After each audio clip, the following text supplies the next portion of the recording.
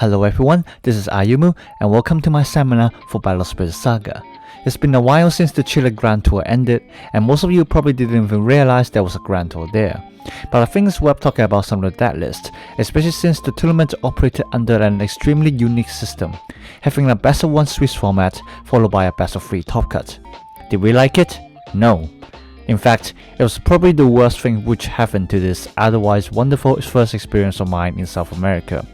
Nonetheless, the skills of the South American players shown in this event, and I feel that it's worth talking about some of the deck lists they've used. Definitely not being pressured by pen and check to make this video. This video is solely focusing on the top 4 lists of the event. Let me know in the comments if you're interested to see the rest of the decks. For stories of my time in Chile, I've actually had a Refresh That podcast episode over at the Tea Time Gaming channel exactly for that. And Pen and Check also joined the conversation as a guest. Be sure to check that out after this video.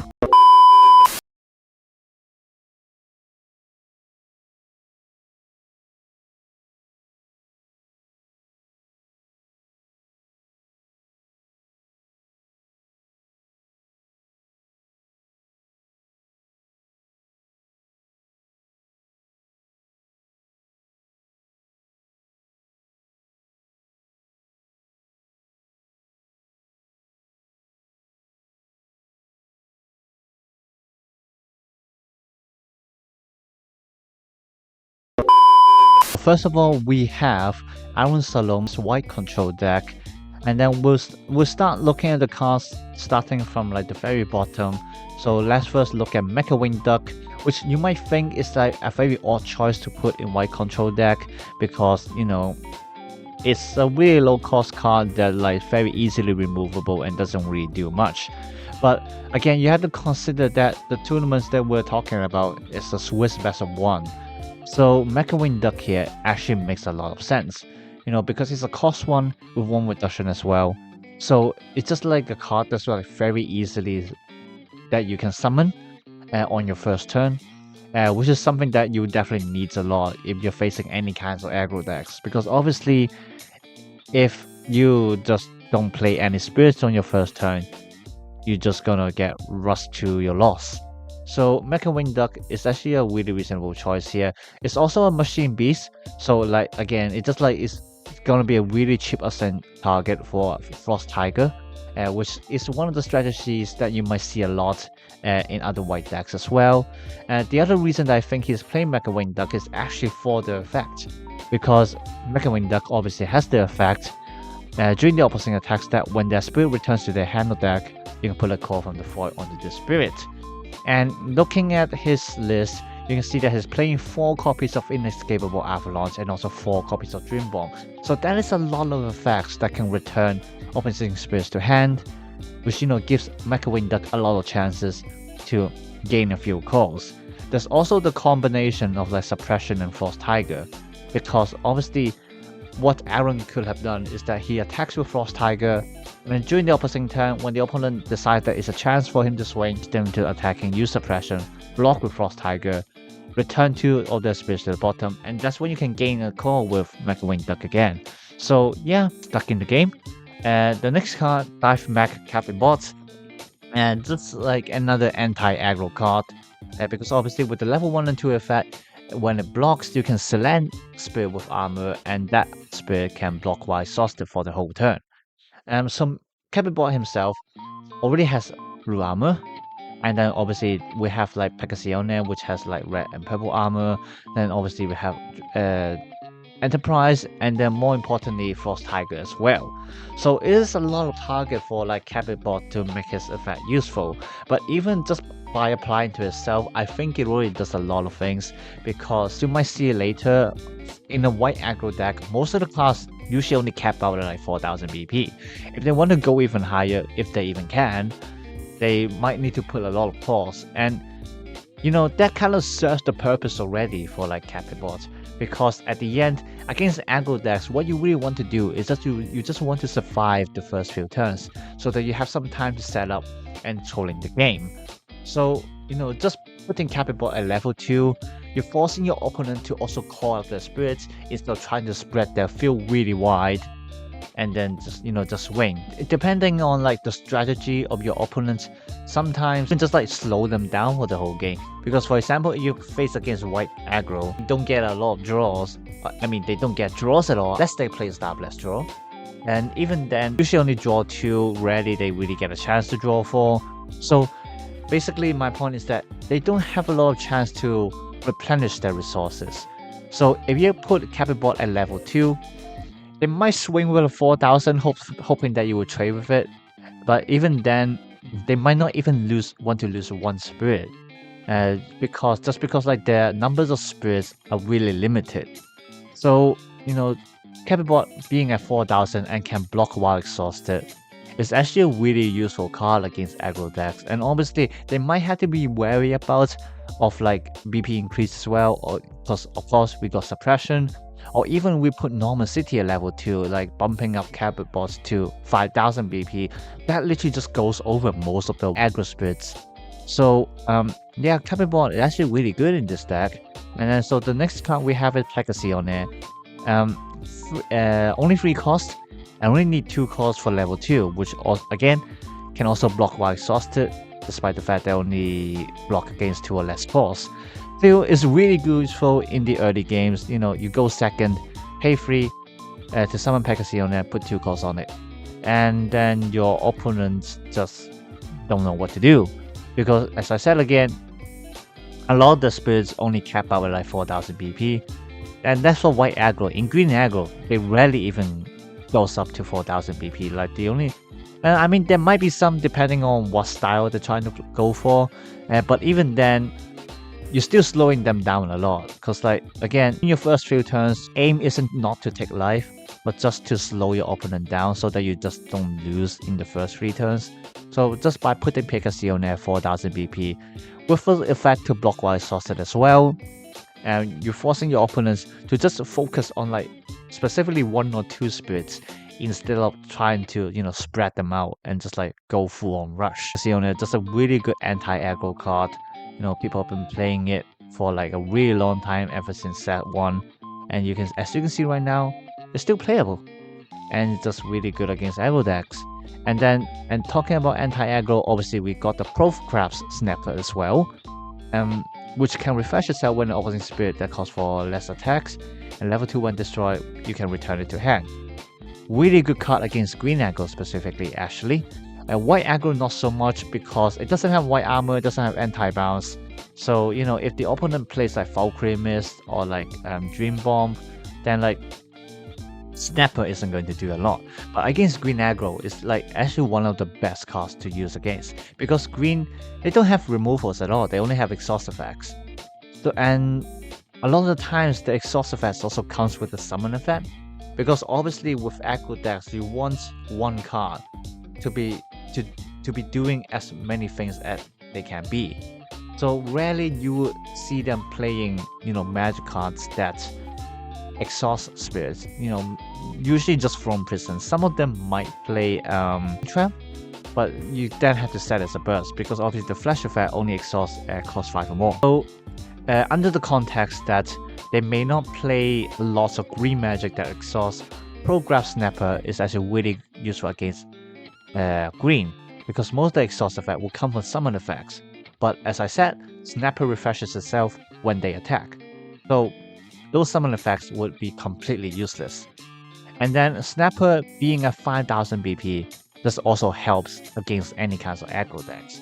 As I said before, white aggro, they usually cap out at 4000 BP, same as green aggro actually, but again, it depends on what kind of class they might be playing. But in my memories, most of them only cap out at 4000. And obviously, again, you have Normal City right there, so you can also bump up the Snapper to like 6000 BP, and that's when they literally cannot do anything unless they try to bounce it. Or in some cases they might play for stream, I don't know. But another good point is that the level 2 effect, it can return itself to hand. So that means your opponent can't even trade with you, because it's not even trading to them. They can attack a 5000 spirit to you, hoping that you block with Snapper and then maybe trade. And because it's definitely like a plausible solution, especially with this white control deck, which white in general doesn't draw as well. So if they even manage to trade spirits with you, it can be a win to them. But of course, Snapper returns itself to hand, so you're technically not losing a spirit, but they are, unless they swing with a Snapper of their own as well. Then yeah, I suppose you just have to resummon everything for both of you. But other than that, they'll be losing the spirits forever, literally, if they try to crash in the Snapper. So, by putting Snapper level 2, you're literally forcing your opponent to like keep the spirits at 6,000 or even higher. Again, they can exhaust it, but then they have to make sure that they attack with something that's cost 5 more, which if you're playing an aggro deck, then you don't get that a lot, do you? So yeah, Snapper is just really good in this list against aggro decks. And we have Valkyrie Mist, just a really classic white card. Nothing much to say about it. You might argue that it's not that useful because it kind of returns the spirit to hand, and then that's it. It has a really low BP threshold as well. But I think one thing you have to consider is that against aggro decks, what you're trying to do here is just trying to make them waste more costs. So, and that is the way to slow them down. So for example, in white aggro decks, they still play a lot of Pegasione. Most of them max out like 4 copies because it's really good for attacking, it's really good for defense. So it's literally one of the best cards for you to attack and also for you to defend, especially against mirror games, against other aggro decks. And so in that case, say they summon a Pegasione and then you summon Valkyrie Mist. You bounce that Pegasione to hand, and the next turn they have to use at least 2 costs again to summon Pegasione, and that's a lot, especially for an aggro deck. And so I would say that's like the main use of Valkyrie Mist here. And you may argue that like Valkyrie Hilda is way better because like obviously Valkyrie Mist kind of limits itself to only bouncing cost 7 or less. But I suppose one thing you also have to consider is that if your main target is to deal with aggros, then they're not gonna have a lot, if any, spirits that cost more than 7. So in that case, Valkyrie Mist is most of the time just better because it has a lower cost. It's 4 minus 3, so you can literally summon her at minimum 1 cost. But Valkyrie Hilda is 5 minus 2, so it's like minimum 3 cost. So yeah, I would say Valkyrie Mist is definitely the better choice for this deck. And then we have Black Jagad, one of the classic white cards. That's just like deal with aggro. I actually got surprised by this card against another person, not Aroon. You can see that he plays it mainly for the summon effect. Just like returning 2 of their spirits to the bottom against aggro decks. If they're not careful enough, then just by summoning Black Jagad, you can literally be changing the tide of the game. Like obviously 2,000 or less is not a really big range, so that's why I only playing 2 copies, which makes sense.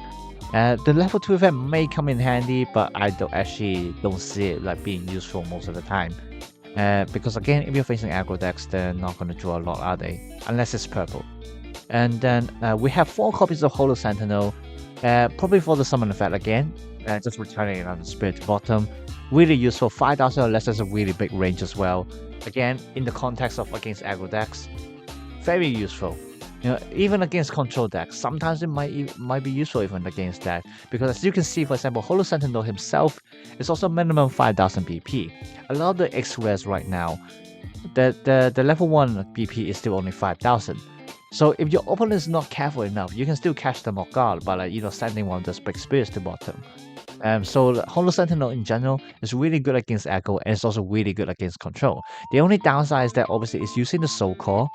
So if you summon Holo Sentinel, then you need to kind of risk a little bit to make sure that you don't have to use suppression for the next turn. And then the other good thing about Holo Sentinel is that it has Astral. So just a really good insurance in case you face like any other Astral spirits. 10k Astral is a really big number as well. So it's just like a really decent blocker against like all kinds of things. And the downside is that it doesn't have any armor or swords, that kind of things. So it can be quite easy to get removed. But I wouldn't worry too much, because like for example, if you're against white, they bounce it to hand. Sweet, you got another summon effect to use again. So it's not that big of a deal. Just in general, really good card. Then we have 2 copies of Enterprise, obviously playing here for the armor, and I would say like Aroon's probably playing for the white armor specifically, because like red armor, if you're against a red deck, they'll be playing Era. Even if it's just 1 copy, they're gonna draw into it, like considering the amount of draws that red has. Red armor isn't really that useful. Purple armor depends. If you're against Curse Temple, especially in this tournament, there's actually a lot of purple yellow curse. So like purple armor actually isn't really that useful against Curse Temple because obviously curse bypasses armor. If it's against core control, then it may comes in handy. So like the main thing is like for the white armor, because like as you could probably see, like with all the previous cards that I talked about, Capibot, Pegacione, Snapper, even Black Dragon and Hollow Sentinel, the main problem is that they do not have any armor. And the most important armor to have, arguably, at least in this tournament, is the white armor.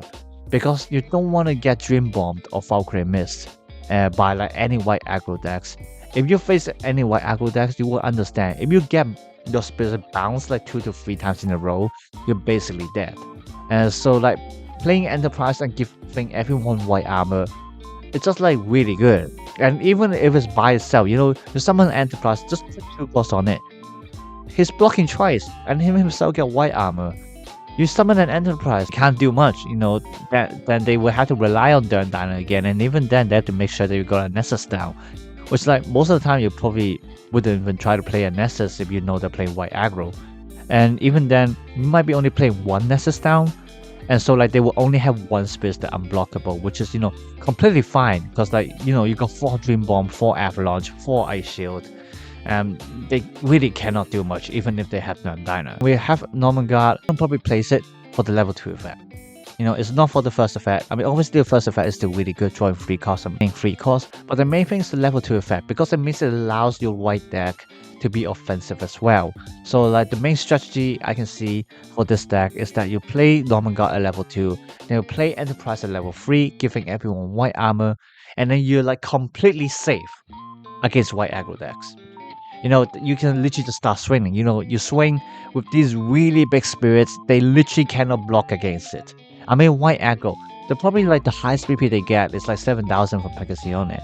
But like your Norman Guard is 10,000, your Enterprise is 12,000, they cannot block against them. And so you attack with everything you have, and then you just refresh at the end of the turn. So you're putting pressure onto your opponent while keeping the defense up for yourself.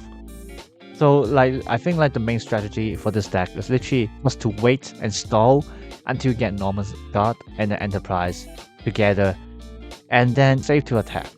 And I think that's the main gameplay.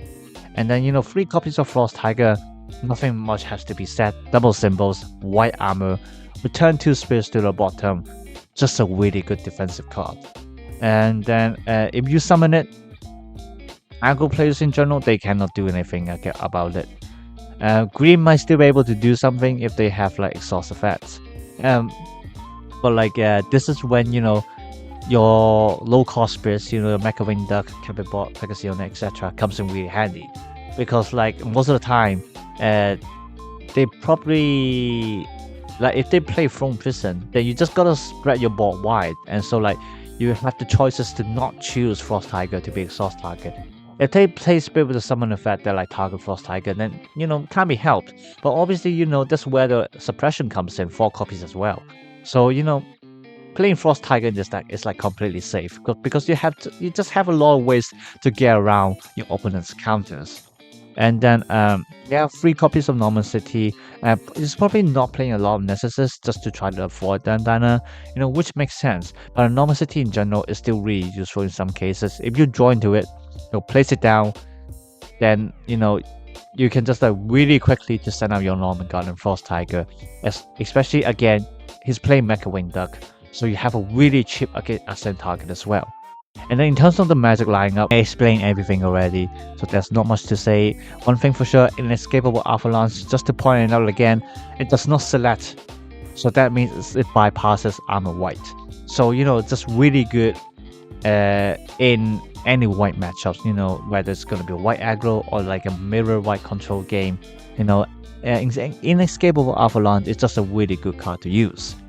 And then like going to the sideboard, this part is a little bit interesting with the 4 copies of Curiosity. I actually don't know why he puts that in there, because like literally Curiosity is the only mecha in this deck. I mean, we got Mecha Wing Duck, but it's only a machine beast. Suppose like the reason is to like get around Floodstream, or just like any kind of like destruction effects, because again his deck doesn't play a lot of Nessuses, so if he want to build up the symbols, he has to rely on his spirits. So Curiosity can prove to be really helpful here just by being sticky, because you know, by being a level 2, if your opponent try to remove it with any red or blue effects, it just stays there. So that's like a consistent symbol for you, you know, to do your reduction and everything like that. Himself also being a 4000, again, just proves to be quite a decent blocker, you know, against a lot of aggro decks. And then, you know, just being really low cost, 3-2 is a really low cost. So like, you know, he might want to side it in as well if he realizes that like his opponent's deck is like really quick. So he needs a lot more low cost. And like, you know, that's maybe when he puts in Curiosity. And probably like the choices to remove are like the Nessuses, you know, Normal City or even Norman Guard. Because like if you're facing like really aggro deck, then Norman Guard and Enterprise isn't going to be too useful. If I were playing this deck, I probably wouldn't side out the Frost Tiger Holy Sentinel, because they do have the removal effects. So like your main targets of siding is probably the Nessuses, Norman Guard, and Enterprise. And then we got an extra copy of Ledger Guard, not much to say, probably just to increase the chance of seeing it. Or like, you know, again, if you're facing just some really hyper aggro decks, you know, just like put one more copy in there so you got more removals as well. So yeah, that's why one more copy makes sense. 3 copies of Elk is interesting, really reasonable, very easy to see why. Because there might be some cases where you just don't want to attack at all. You know, maybe because like you feel that if you attack, you'd be giving them too much value, and they would just like clap you back really easily. And you know, that's when you play Fanatic Elk, which like helps you to stand there while like still progress in the game. Because obviously, if they cannot reduce your life, then you still reduce their life with the level 2 effect with Fanatic Elk. Really good against in mirror games as well, actually. Because obviously your opponent might be setting up a really huge defense, a really huge wall as well. So like you might not want to attack at all. So just summon Elk, and then you'll be forcing your opponent to be the offensive side. And then again, that's when you can use all these cards, you know, Dreamborn, Avalanche, Frost Tiger, whatever. Main point is that because this is a white control deck, you want to be the defensive side, and Elk helps you to do that, because it forces your opponent to be the offensive one instead. Another copy of Enterprise, probably just try to see it more often as well. Don't really think of any situations where you want to put one more in. Maybe again mirror decks, that might be the case. Or maybe like against purple core control. Then like, because like obviously we say core control, but like the players will still probably play a few curse spirits. So putting another copy of Enterprise just to be even more annoying when they actually like successfully remove the Enterprise only for you to summon one more out can be really devastating for them. I feel that as a pro player. And then obviously one copy of Era, because why the heck not? It just has a really good summon effect. It gives the deck draws as well, because they don't draw. Like this deck literally doesn't draw, except for the one copy of Era. And then like the removal is just like really good in general. You know, it bypasses armor. Good again in any kinds of mirror games, you know, just like any other control decks in general. And you know, this deck also has some really good targets for Era to ascend on. You have 4 copies of Holo Sentinel. If your opponent isn't playing Astro, then like literally after the summon effect, Holo Sentinel is basically useless. So like, you know, using it as like a ascend target for Era would actually helps a lot. Sometimes maybe Enterprise can be an ascend target as well if you realize that like your armor isn't going to be too useful. Because like I suppose that when you to summon Era, you're probably at a point where your opponent has a effective enough board that like they're pressuring you. So then you have to summon Era to clear the board. You know, which in that case that Enterprise like wouldn't be too useful. So you can just use as a target for Era and just clear the board, and then you know, start your own offense. And that's the list. Aroon Salum with his white control deck. Congratulations. Let's move on to the next one.